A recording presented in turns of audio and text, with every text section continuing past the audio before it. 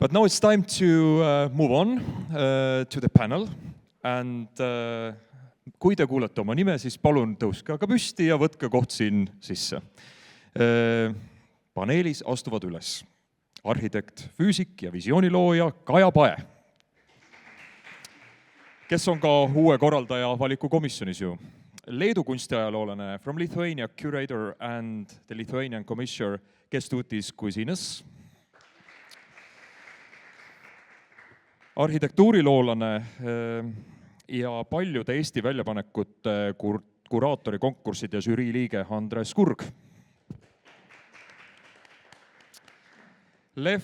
Bratishenko, we met before today. And the microphone will first go to Johanna, who is leading the discussion. Thank you. So many inspiring ideas to reflect on, but I thought we should maybe start with the most difficult one, the key to a strong biennale presence. Today we have had discussions on whether a good budget or good communication team can sort of buy you a good presence at the biennale. Maybe you have noted also some, mystery elements that lead to successful representations. And in the first round, I would like to open the floor to the discussion on what constitutes a strong presence there. Maybe starting from here. Yeah, happy to be pointed at. No, I don't think a communications team or a budget will get you anything. I actually think that the most important thing is knowing where you are and actually what you're doing. I think, doing a generic exhibition and moving it to Venice, these things don't work. You have to have a sort of strategy about how to do something there with all the good and bad things that are there, and actually having reasonable constraints. And this we talked about in our group just now, sort of like people should still be treated well and have their time paid for and feel respected and everything. But actually having, I think, a little bit of constraints helps people to think in more creative ways. Nice. Kęstutis, could you maybe continue on the constraints part, because Lithuania has been successful in a row of 4 years getting honorary mentions at the arts biennales, and not that we want a quick solution, but we would like to still know your secrets of what helped to bring that success. Yes. Johanna, we just spoke during the coffee break that there are no recipes, and I gave this example about which I heard on the radio show when driving to my work, because I have to commute now every day from Vilnius to Kaunas, which is all around 100 kilometers, and suddenly you realize that you hear much more from the radio, and there was this thing they talked that it especially popular recipes now in cooking are those which are very quick, like for example, take a jar of yogurt and put some cookies in there, and it's perfect, it's ideal. So no, this way it's not working. But as Lev mentioned, of course, you have to realize the context where you go, and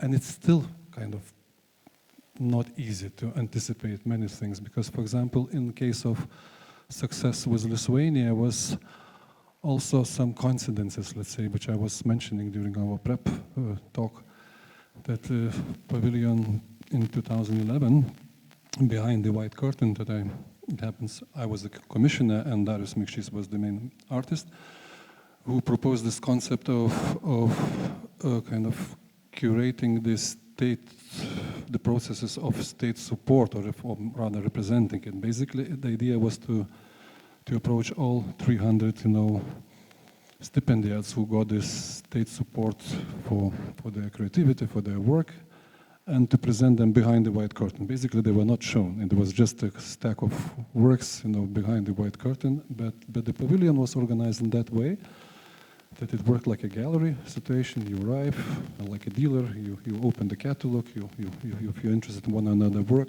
with the white gloves, they bring it out for your individual perspective. And I think the jury in the wording, when they explained why they gave this special mention to the pavilion, they said it's for very elegant, presentation of kind of complex recent history of art in Lithuania, because most of those artists who got those stipends, let's say, or the support, I didn't know, like 2/3 of them never heard about those artists, let's say, being in the art world for such a long time.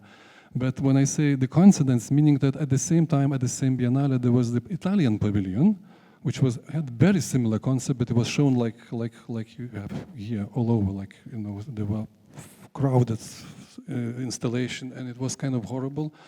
Italian pavilions always are famous for kind of slightly overdoing, let's say. And I would say that worked on the jury because they could compare, how different approaches in that case. Next time you go and you have to, again, to consider, you have to be somehow not just creative, is not enough word.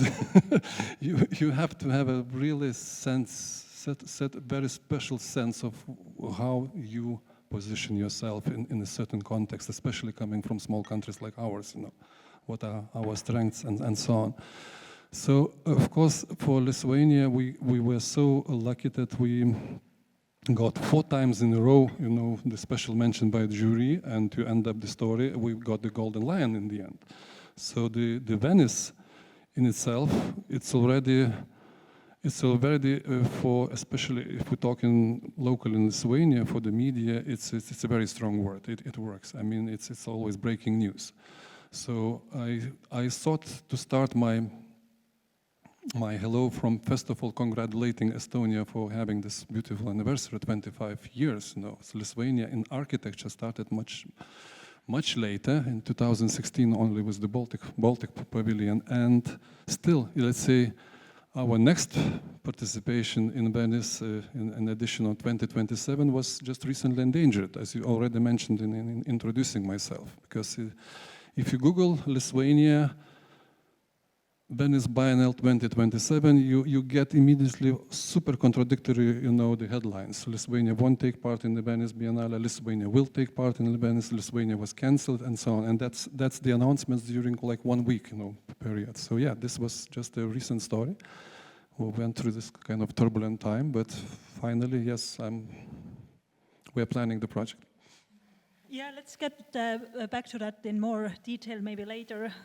We would like to hear about the turmoils and extremes. But Kaja, you having experience in public sector and in the academic world, what do you see as the sort of mystery component of a strong architecture exhibition? If to be quite analytical and look at the pavilions which has won Golden Lion, then obviously a very strong and clear idea, question, or even sometimes solution to a clear question. Definitely this at first. Secondly, obviously some sort of good zeitgeist or understanding the problem of the era, some crucial problem, bringing it out, bringing it to the global scene. Definitely very clear presentation which offers some kind of experience or the spatial experience. And personally, if I could add one thing, for me is definitely important to understand that there is some sort of research behind that, something really new and novel for the architecture, for the spatial design, because environment is changing, society is changing, and I think that really good and clever architecture changes with those one. And I think this is fascinating discipline to speak about these topics, and that's why this research makes great sense for me. Your turn, Andres. Okay. The same question. The same question. So a lot has been said already. I think I agree that you need to know the public in Venice. You need to know, who the public is. And it's a very different public, let's say, from the national audiences back at home. And it's a very kind of specialist public, very often people who, you know, talk to each other in other circumstances. So you need to be part of that discourse in a way, but then at the same time also to say something new inside that discussion. So in a way, it's an ongoing conversation, and I don't know if there's a recipe, as I think Kęstutis pointed out very nicely, that it's sometimes a contingency, you know, where you are placed, where you happen to be, you know, in what way the other pavilions function and how you kind of relate to that. But in general, I think it's, we were just discussing before in our work group that in general, I think it's, you know, that being part of that conversation is the main thing. And we've seen, you introduced me as a long-time member of jury, so we've seen many proposals over the years which in a way take Venice Biennale as a trade fair or take it as an expo. And which it is not. So in a way that it's a very specific event in that sense that it really has maybe one of the few big events still left in architecture which has this sort of professional interest still somehow in the center. Although of course there are other more you know, commercial interest around it. I was also thinking maybe from the last Biennales what were the most interesting pavilions for me. I didn't have much time to do that, but in addition to the ones that have been mentioned here, I think there was this interesting case of the Polish pavilion, which sort of managed to straddle art and architecture, was somehow between art and architecture exhibition, and at the same time said something fundamentally interesting about architecture. It was about this security and these tokens of security in houses. And it was funny, it was you know, well curated. It had objects that you could recognize, you know, like fire hydrants and so on. But at the same time, it managed to connect it to a longer discourse of architecture theory and architecture history, and kind of show a dimension that in a way we tend to overlook or don't pay so much attention to in everyday work with buildings or in everyday relationship to architecture.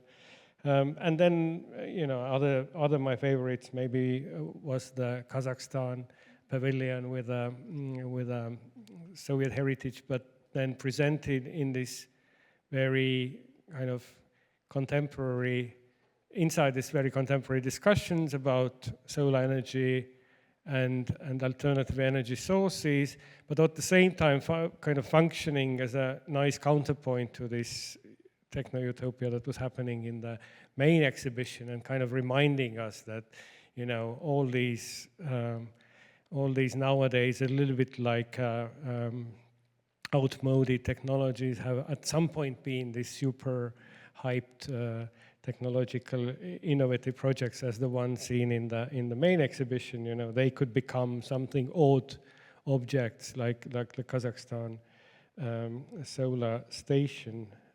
Yeah, what else was there?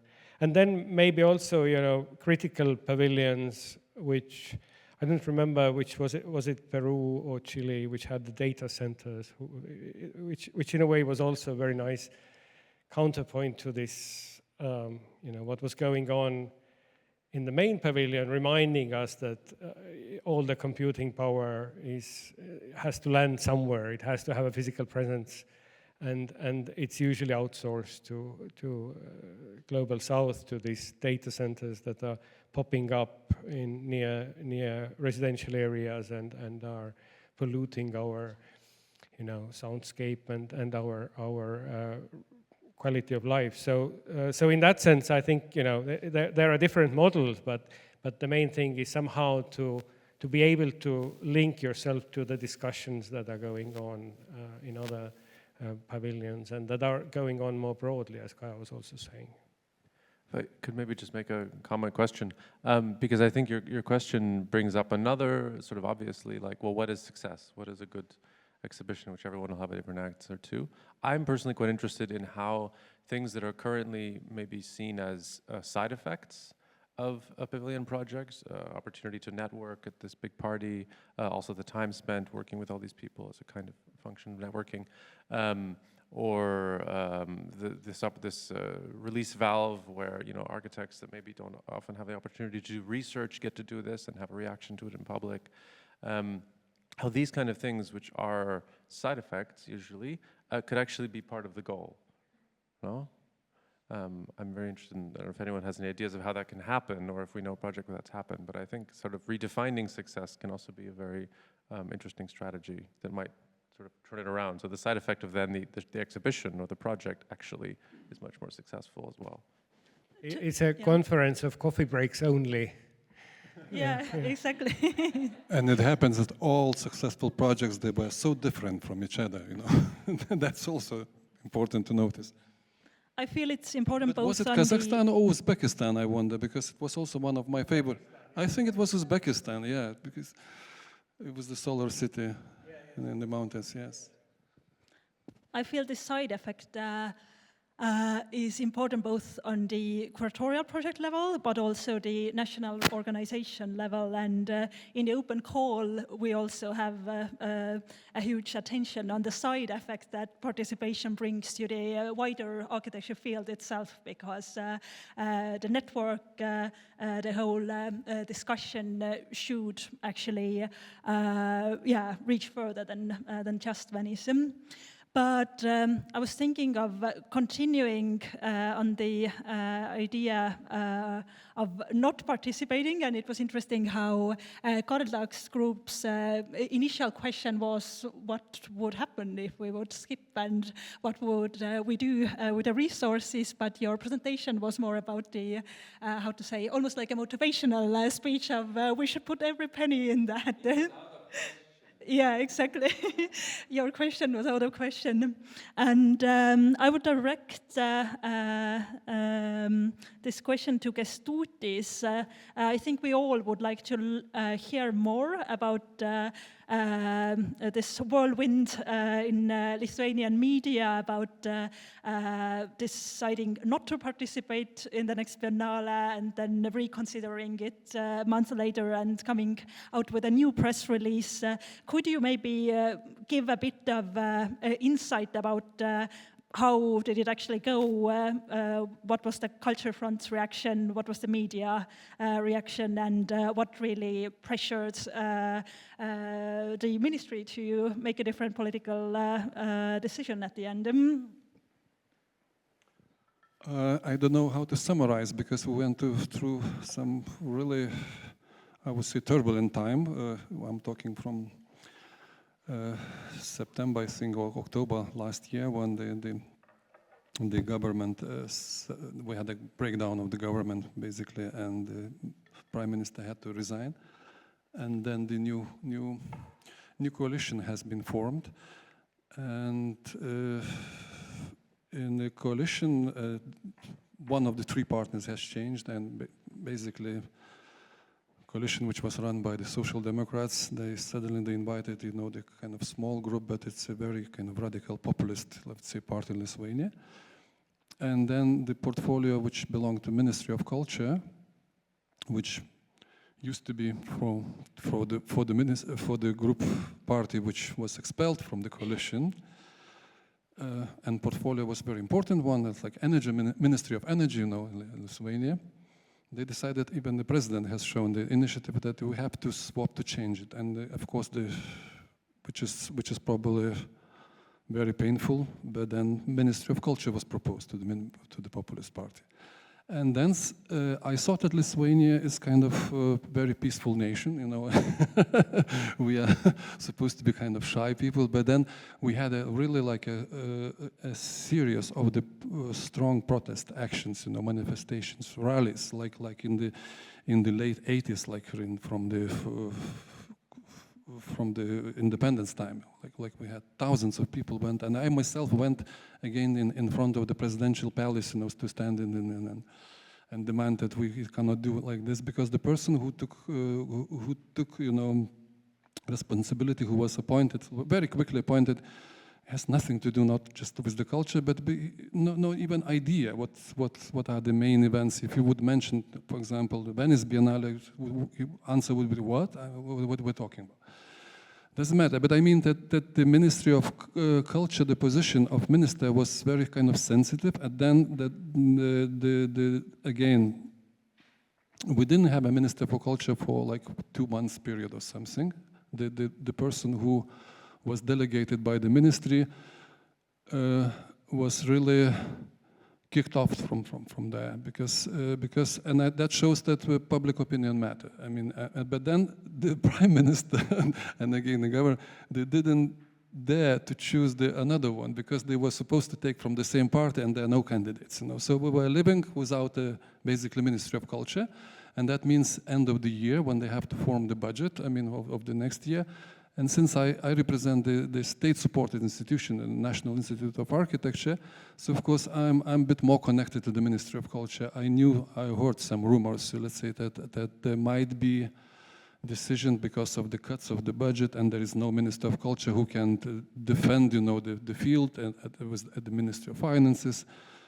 Inevitably, because we need more money for defense of the country, and there are big infrastructural projects like, the big new concert hall is being built in Vilnius, and the new institution like which I represent, Institute of Architecture, also goes through transformation. It's expensive projects, and maybe there were some talks that maybe we won't take part in the Venice Biennale of Architecture. Maybe means maybe, and then suddenly after the new year, it was announced, but it was like kind of they announced, was not making a big issue about that, but then media immediately catch that topic, and it went like a chain reaction, was very quick, and lots of every media outlet, I don't know, internet portal, the headlines were about the Lithuania cancels participation at Venice, and Venice, as I mentioned, because of our successful participation, it's a very popular topic. I mean, you cannot get on the evening news with any other exhibition, but Venice easily gets it. I mean,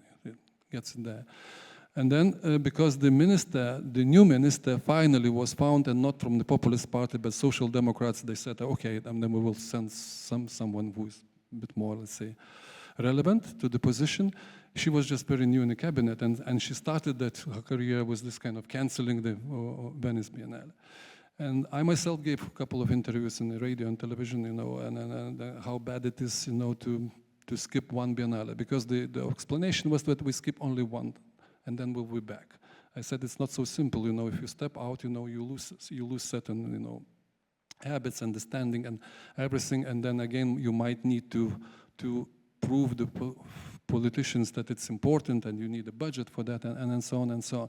So it took really only a couple of days, I would say, of strong, let's say, pressure from the cultural society and the world. And then I got this phone call in the morning from the Minister of Culture that can we meet? We need to talk about it. And then they changed the opinion, and then they made a press conference at the Ministry of Culture right after our meeting. Everything was prepared, the journalists were invited, and the good news, Lithuania takes part at the Venice Biennale. That's amazing. It's also interesting. Moreover, it was delegated to the newly established institution, Institute of Architecture, to carry out that mission. It's interesting to also hear about the role of media, and today in the discussions, it has been also interesting to think how, I guess for many of us here from younger generation, also the news about the Biennales have shaped our career choices. I wanted to ask Kaja, a couple of Estonian pavilions that have been considered really successful have been also really good sort of communication projects. And when we had a phone call with you, you were pointing out something about the balance it needs, that you can also put a pink bunny on a piazza, but this doesn't have the depth it might give you the visibility, but it doesn't have the depth to, be a good installation. So I was wondering, do you have any comments on maybe thinking of Gas Pipe, Let Me Warm You, and other Estonian expositions, how much should be thought of the sort of media value or the communication value of the project, and where is the balance between just going only out there with a one-liner versus having an in-depth exploration or research behind them? One group had to work with the risks or the threats of going crazy. And perhaps there is only one risk I can see, is to totally orient for the media and for the communication. It would be terribly disappointing for me. The very same year, 2018, you pointed to this island project by Great Britain, which they commented Brexit, and Golden Lion was given then to Swiss pavilion, which played with the scales, which for me was too much communication, too much Instagram. The definition of a one-liner. Yeah, exactly. I think that this somehow crossed the taste of a good line or the border for me.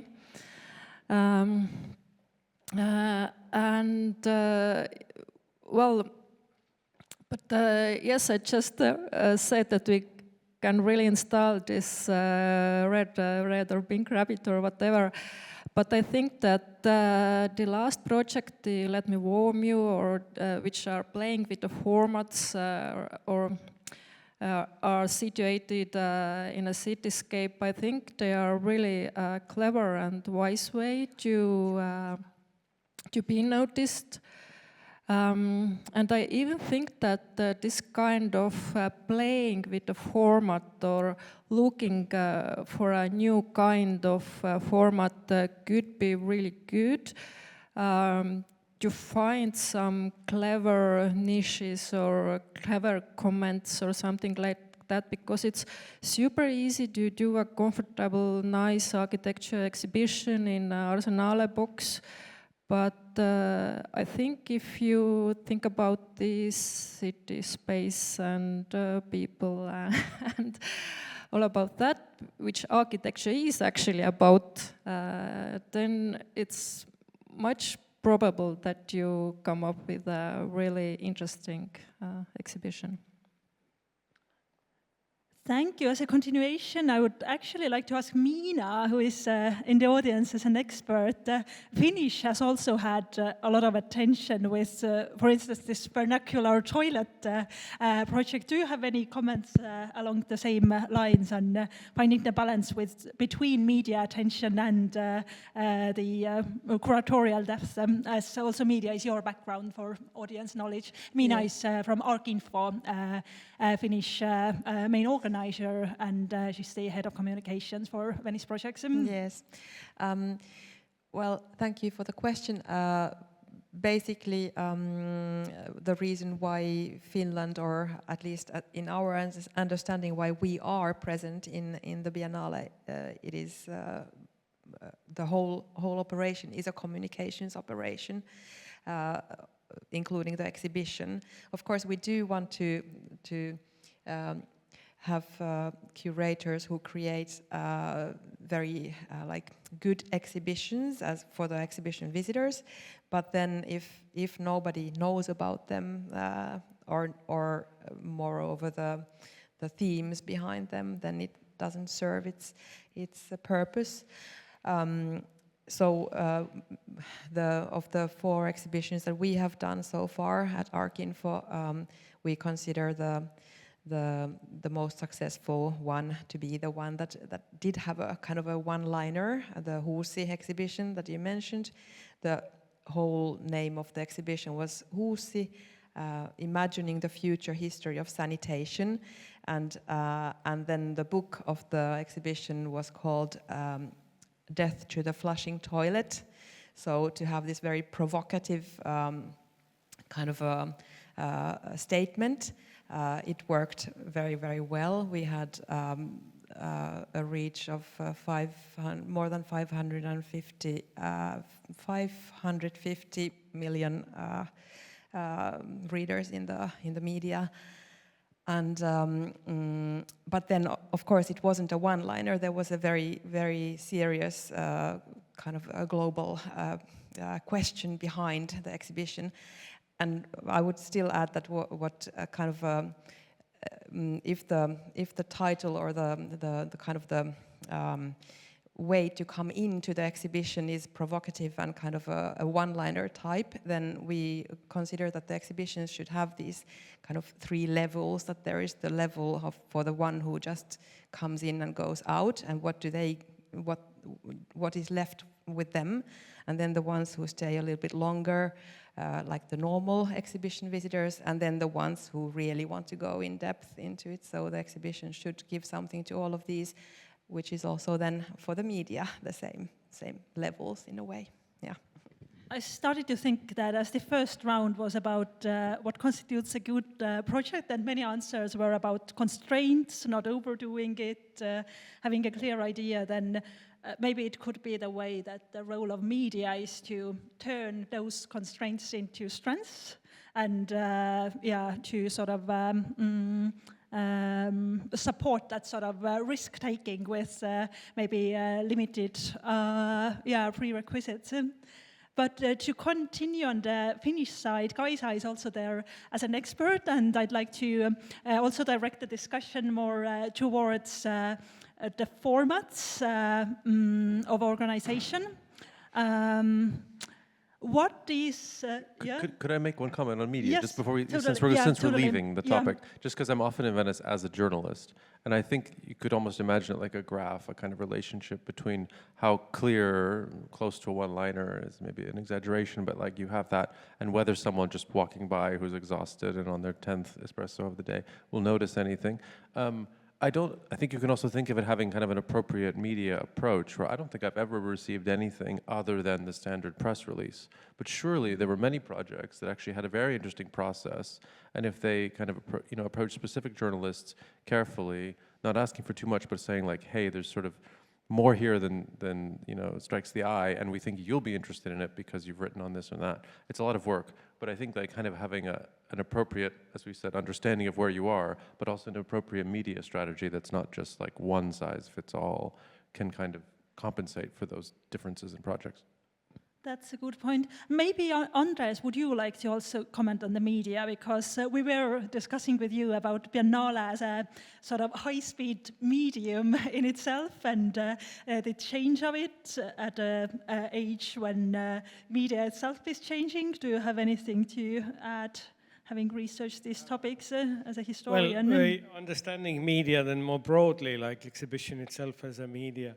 I actually had a lecture today on Siam, and what I realized at some point that it's actually a history of architecture exhibitions. The whole history of Siam is a long history of architecture exhibitions, and kind of, thinking and rethinking it as a platform for architects coming together. So, you had also this question of formats, and then that in a way, it's constantly reinventing the formats, how to exhibit architecture, and the same questions kind of pop up there, how to make it, something that is very specialist oriented, how to explain it to a broader public. Of course, for them it was the municipalities and the lawmakers and so on who they wanted to impact, but in a way you can think of exhibition as a platform or a media for for this conversation, as I was saying, to go on. So in that sense, I think it's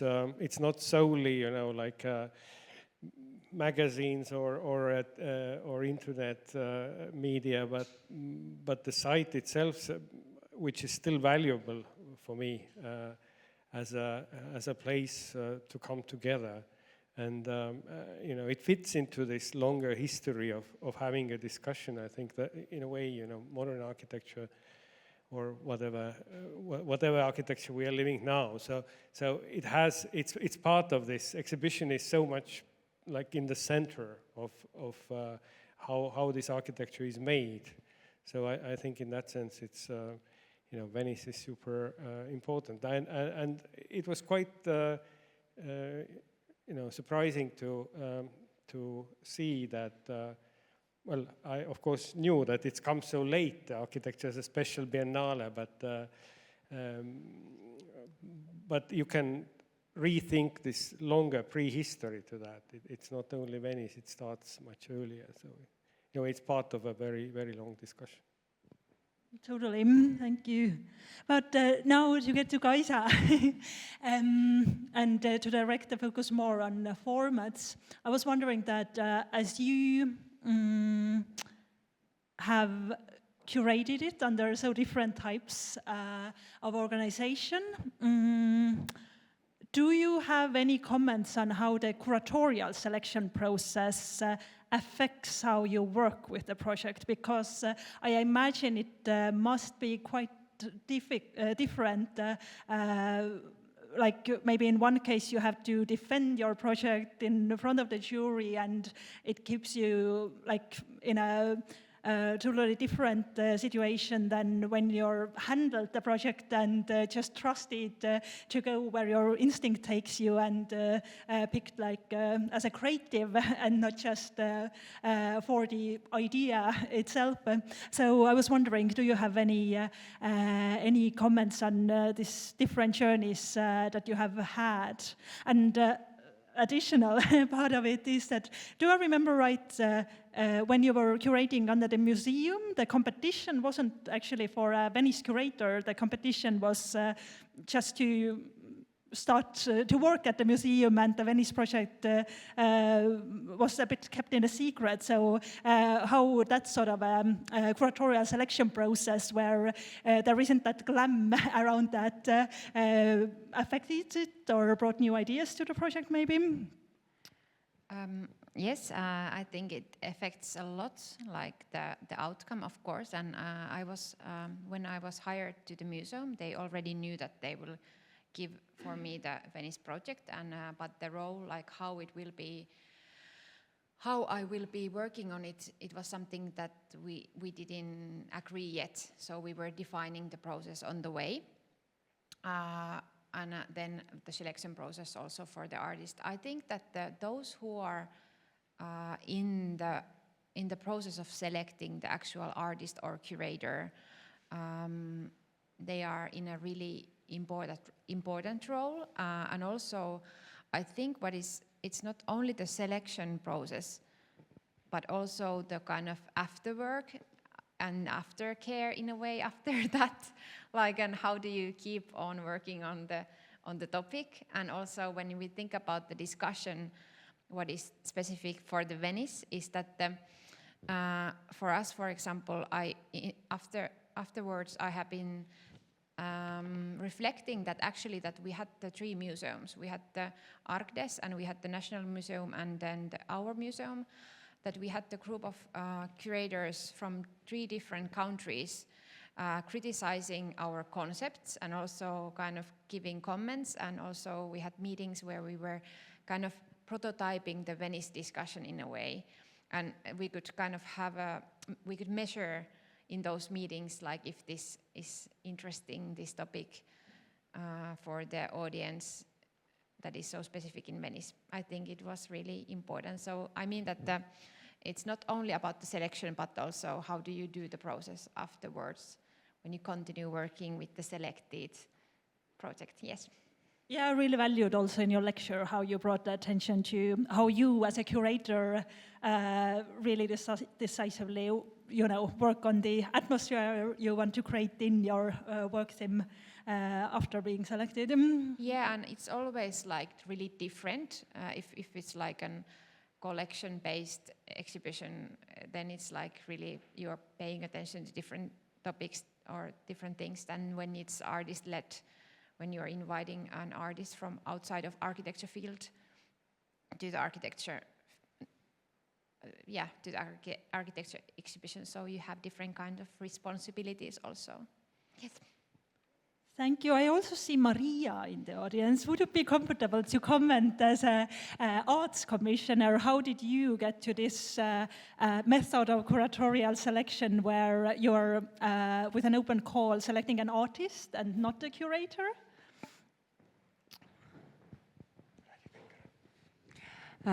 So hello from my side. I'm Commissioner for Estonian Pavilion in Art Biennial, as Kęstutis has been previously. So our selection process is open call based and has been like this for many, many, many years. Only the 2 first projects were invited. And the kind of processes I started in 2013. And by that time I wasn't in the jury, but as a kind of deputy commissioner, becoming a commissioner. So, and at the time it was really like Estonian citizen, So it had quite many reglements, which we changed already next year. So basically every single year we look critically at this selection process. Also we ask whether this open call, whether it's the best one, because also sometimes you can feel that, it exhausts itself, this kind of the format, and maybe we should do it by appointment. But I think to change the process, you have to inform the field, not 1 biennial ahead, but 2 at least. So for example, if you decide to change the open call, we can't do it for the next one. I mean, we can, but we shouldn't do it for the next one, but one after. But why we decided, and now we have changed a lot, because we used to have quite comfortable format for a jury, meaning that you apply with entire team and almost like the room plan or space plan. So as a jury member, you look at this kind of apples front of you and you decide, okay, this is the best, this has the best team. And it has really like many advantages, but also where we ended up sometimes in these moments where we had this like beautifully, perfectly presented project. And sometimes the teams which were like put together because, artist knows one international curator and then they make a phone call for this curator and curator wants to get the national pavilion. So you got this, I'm sorry to say, and with all respect to all the curators, but we got this kind of curators applying who just wanted to get the national pavilion, who didn't care about anything about the field. Like my mailbox always had at least 10 letters, like suggest me 10 hot Estonian artists. I was like, maybe you start with a research to Estonia and then let's talk further. I mean, a bit like exaggerating, but so we decided that we want to turn it artist-centric, like really towards artists, and reduce the amount of work what you have to do before. So we tested 2 biennials ago the format that we asked the artists to send in the motivation letter and portfolio and like really vague draft why they want to be part of Venice, not even the idea. And then we called together an international jury before we obviously knew the ones who were applying, and we made a studio visits. And that was another thing, because also for an artist it was quite complex, because I think in architecture it's a bit different because you are used to competition. In arts it's this kind of really harsh format and artists are not so used to it. And also it kind of left artists, I mean the one who won, perfect, but the rest just did loads of work and didn't get so much out of it. So we decided that, okay, even like when we have this like a privilege of really, really good high-level international jury, we want to leave something behind. So we decided to do the studio visit format, so that even if you're not part of, even if you not end up in Venice this year, you get to have a proper studio visit, like 2-hour studio visit. People are looking at your portfolio. And now already 2 years in a row, we have several artists ending up in international exhibitions which are outside of Venice. So it has a bit wider context. So it's kind of like this thinking of how you maximize this moment what you have. So how to kind of also leave something behind for an artist here, how to kind of squeeze as much out from the international jury as possible, but also it's much more interesting for international jury. And also as an artist, you get this experience of a studio visit, which is always useful. And of course, you can't delete this competition moment. It's always there and the tension is always there. But at least trying to reduce it. But it is much harder for a jury because you have to imagine the potential instead of selecting the project and the theme and everything. But so far so good. So.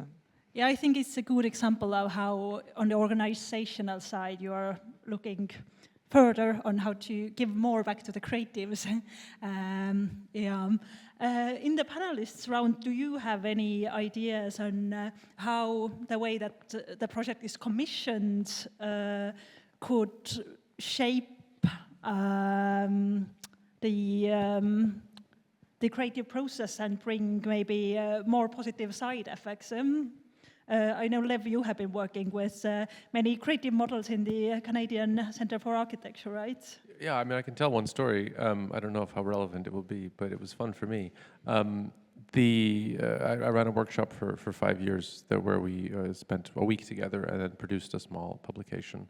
And I was very, very concerned when I was starting this project to avoid a kind of academic impulse that I think is very common in our training. So basically we were doing topics like publishing in architecture or prizes or these kind of things. So it's tempting for people to say, okay, what's going on? Let's just sort of publish what we see, what's going on. And I really wanted to avoid that. So the way that I designed the process was I called it a kind of vaccination against this, essentially by making it so fast and so clear from the beginning that what we wanted to do was make a statement of some kind. And essentially you had no time. The comprehensiveness was impossible, but you had enough time to sort of say, okay, this actually, after 2-3 days, this is the one thing I really want to say. And it was framed as like, here's something you could give to someone. For example, the one about publishing was called How Not to Publish an Architecture Magazine. And the idea was, you know someone that's sort of thinking about it, give them this little booklet, and hopefully they'll understand that you respect their urge, but they'll do something different. And here's why. Anyway, but I kind of had a question in response to your question, which is, I'm curious, I think there's a lot of similarities between the processes of prize giving and the processes of selection for this, Venice.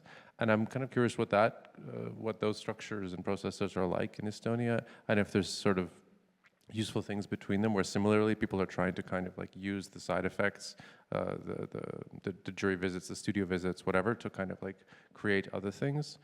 Do you see potential in the Estonian prizes? I know nothing about them. So Kaja, Andres, maybe you, as you have been appearing more on jury committees, could respond to that?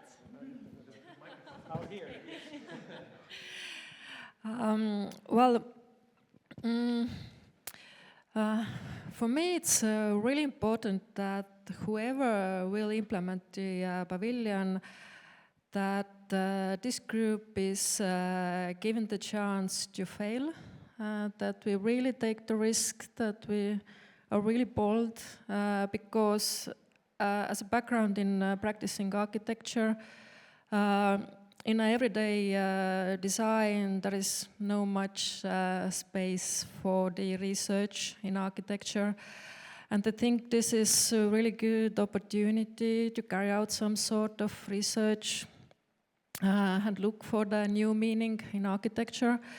And that's why I think the pavilions should be really explorative. What I really like is that all these 12 pavilions are really different and quite explorative, more or less at least. And it might sound as a side comment, but probably it's not. As much as I know, it's not so common in other countries to have open call for the curators, but we are going to have the open call for the organizer. So that indicates how much we love speaking about architecture. That's crazy, and maybe we should exhibit that one next year in Venice. But okay, this was joke definitely, but as having had an experience in the public sector recently, I think that Estonian architecture has really great success stories. We have really magnificent program of the state secondary schools.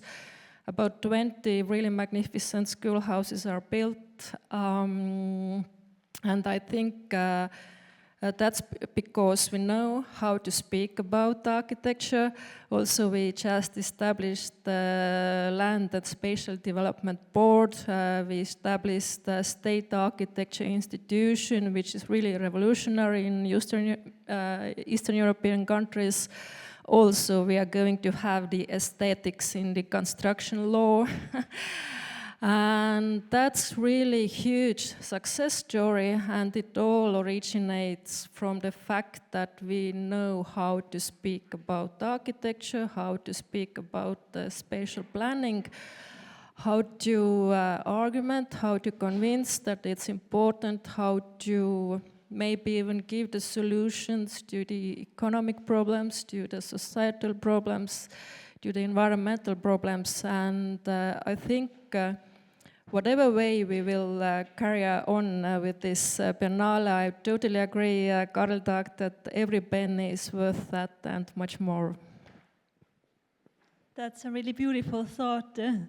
Anders, did you have any additional comment on that? I don't know. Did you want to end with that thought or no? No, I If you want to end with that thought, I'm happy. I wanted to ask whether there are also final questions in the audience, but... Okay. No, I was thinking of the formats. You were asking about the ways of choosing participants and if it affects the outcome. I think there already has been, there was a shift to this two-tier system, that you have this kind of second round with open presentations, which I think was already a very important kind of shift.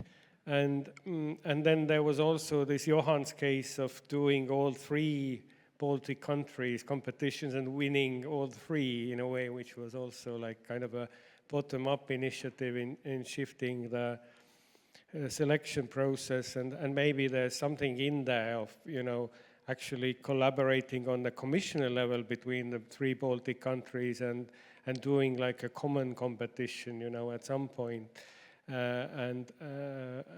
Because I think what was also interesting in Lev's presentation today was this 68, of course, and criticism of the national pavilions, and which somehow has not been emphasized so much, and it's kind of the structure is maybe more powerful than ever. Only in art biennial there was this case when Dutch pavilion was given to Estonia, which was a very particular moment, and there have been maybe some smaller cases like that as well, but maybe, playing with that national structure and shifting, kind of changing things in that would be really fascinating, I think, a thing to explore, definitely.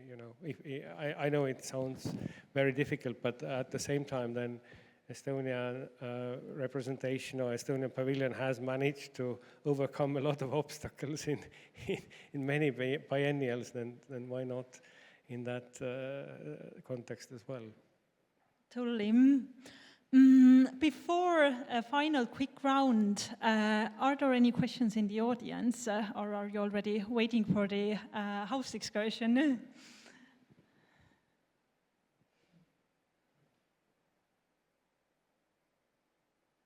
Silence. Miina? Thank you. I would be interested in knowing, now you have, as you said yesterday, you have opened a call for the organizer. So that means the commissioning body, is it? Yes, the one that is taking care of like all the organizational aspects from. Okay. Then, how do you see then that it will go forward from there, and also thinking of the time frame? Mm-hmm. We have usually had the curatorial competitions in spring at this moment, and as Xenia also referred in her opening words, we are a bit late this year, but we also managed to get extra 100,000 to the budget thanks to it. So it was worth the wait. And we have been discussing with previous curators and understood that if we have curators selected by the end of summer, it isn't that bad compared to having them picked before the St. John's Day, when usually the holidays start here. So the idea is that by early May we would have the organizer, and within 4 months the organizer would need to go through a selection process for a curator or a project. We have kept the format open and for them to suggest, but we expect it to still be a public procedure. Yeah, thank you for the question. But my final question for the day would be, what is your like a dream or a wish for Estonian Biennale future, or Lithuanian or Canadian Biennale future? Maybe starting on the Estonian side, where you could maybe say a bit more practical thoughts that the future organizer can take into account. Maybe also thinking, I don't know, Qatar is building their pavilion in Giardini right now. Is this something that is sky limit for us, or are we looking for maybe some more indie solutions around the corner? I can reflect what we were discussing in our work group, actually, which was, I think Kardak didn't have time to present that, but something that has not happened was like a representative from Estonia to be in a part of the main exhibition, and which I think has been in art few times.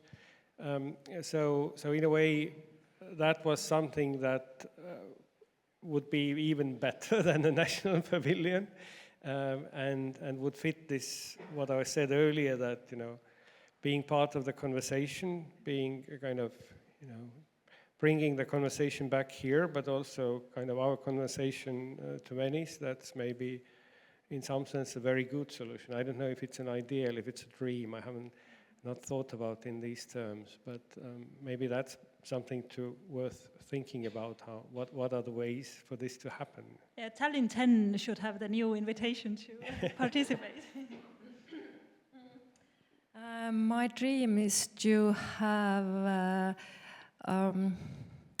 to keep writers writing, as Johan put it, and to keep talkers talking. And definitely I'm dreaming to have Estonian as main curator of the Biennale. It's time. Well, my dream is quite simple. It's also my task, you know, to make a Lithuanian presence at the Venice Architecture Biennale the same powerful as it was in the visual arts. Because frankly speaking, I mean, Lithuania started very late, as I said, but also, I mean, the interest in participation was rather weak. And whenever we had open calls, which were done by Culture Council of Lithuania, there were always like a 2, 3, maybe 4 participants, I mean, entries and entering that. And let's say from my own experience as running the art institution, I mean, large art institution, which used to be one of the main, let's say, participants in those open calls, and we were very successful with that. For me, it was very important that it's an opportunity for the new ambitious productions, you know, which are very needed in the art world, and usually you cannot generate that capacities like Venice allows you to do. So I think we will follow the same route also in the architecture. Our ways or the vision for the future, because now it's rather exceptional. We do it as an institution. We take this leadership, and that was my condition to the Minister of Culture, that since we are very late to step into and start organizing, I didn't know that in Estonia it's even more late.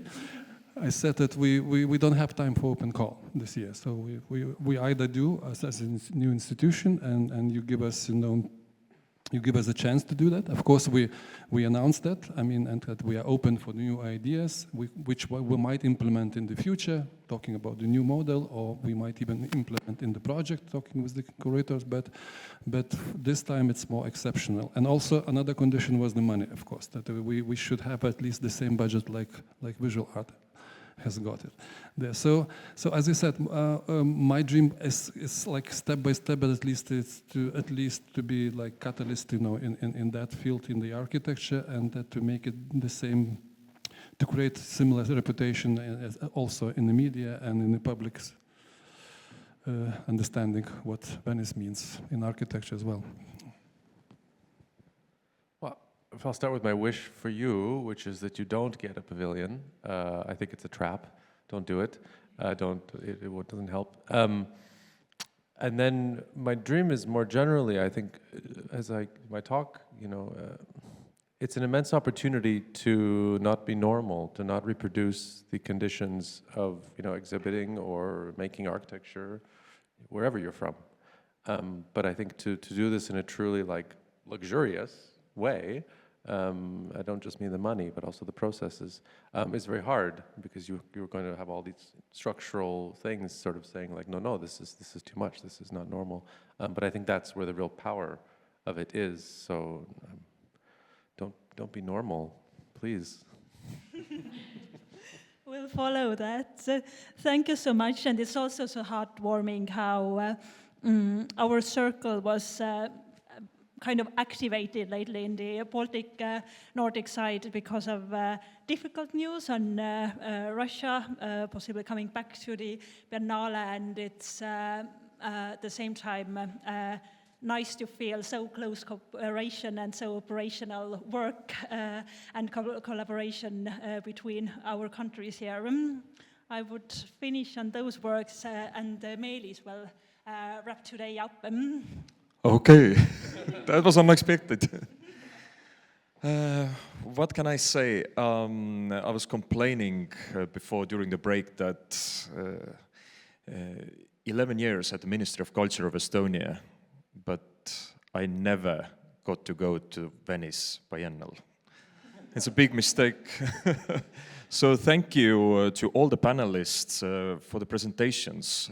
It was really, I would say, it contained a lot, and I just hope that everyone in this room today have collected a lot of ideas how we should approach the biennale, first of all. Second of all, like you said before, the open call, the procurement is up to participate. Think about what we have been discussing here today, and I'm sure that we get the very best idea out of it.